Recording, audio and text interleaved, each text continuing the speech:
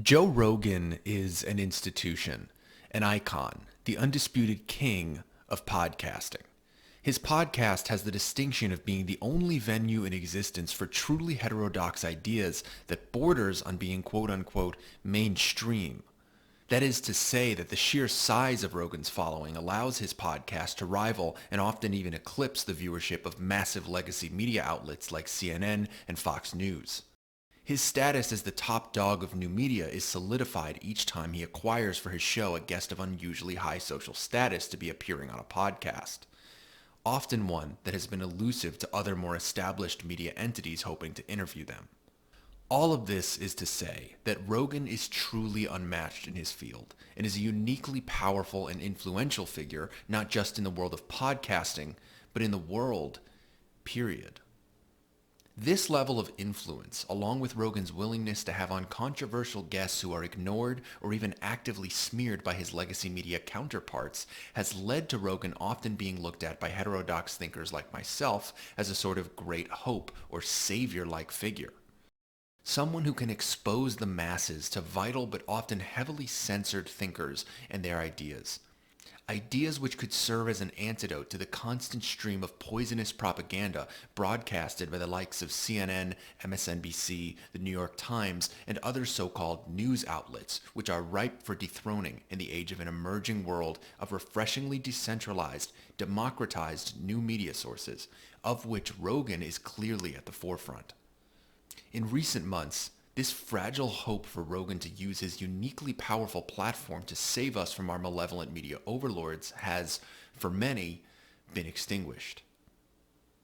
In May of 2020, it was reported that Rogan had struck a multi-million-dollar deal with Spotify to make his show exclusively available on their platform.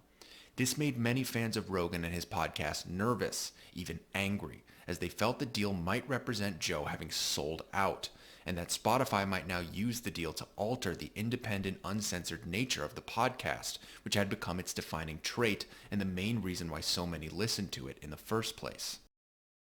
Rogan did directly address these fears by assuring his audience that Spotify would have no editorial oversight over what he or his guests say on the show, nor which guests can appear on the show to begin with. For all intents and purposes, Rogan seemed to insist that the deal would not allow Spotify to censor him in any way, shape, or form. As of now, these statements can be described as questionable at best, and blatant lies at worst.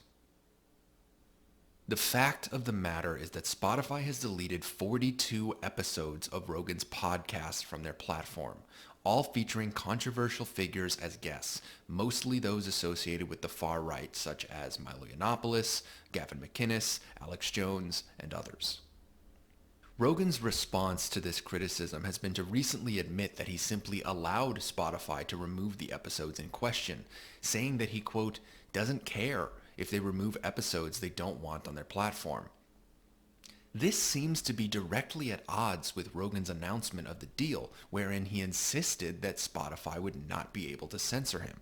It will be the exact same show. I am not going to be an employee of Spotify. We're going to be working with the same crew, doing the exact same show. The only difference will be it will now be available on the largest audio platform in the world.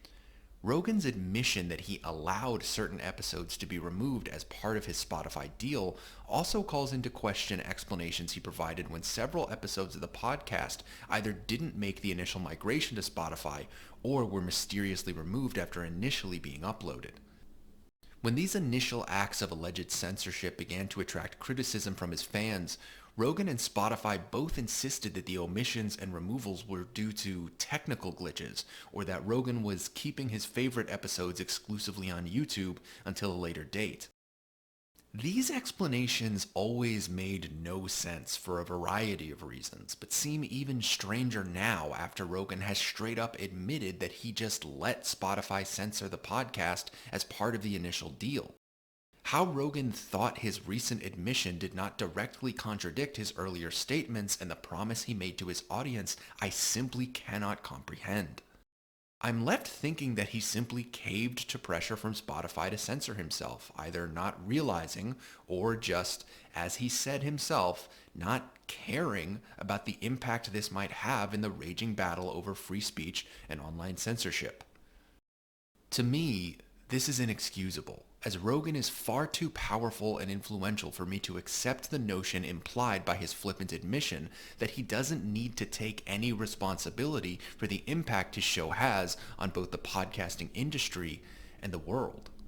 And can I add that Joe has built far too much of his appeal and career success on platforming heterodox voices to suddenly say that it's completely fine for his business partner and sole platform to select some of those voices for deplatforming.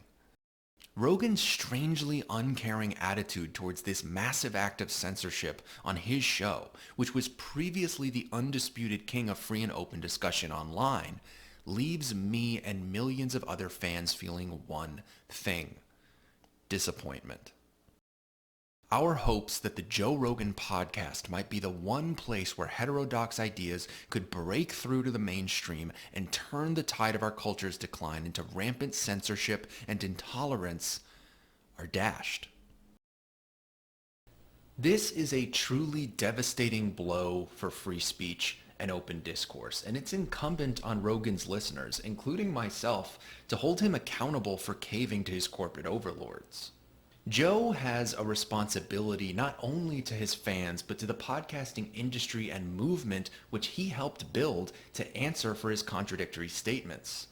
Joe needs to be challenged on his notion that by allowing Spotify to censor his podcast, he's not setting back the cause of free and open discourse, which he has previously claimed to be an advocate for, and personally benefited from as one of its supposed champions. You can't be the biggest podcaster in the world with the largest reach of any venue that hosts truly uncensored discussion, and then say that you simply don't care if you yourself are censored. In doing so, you let down the very audience that you built by being an opponent of censorship. You let down every person who was ever influenced by any of those discussions which you allowed to be deleted. Why exactly? Because you were pressured by corporate hacks who you know damn well don't care about open and honest discussion, about subversive and nuanced commentary, about any of those things that made you who you are to begin with.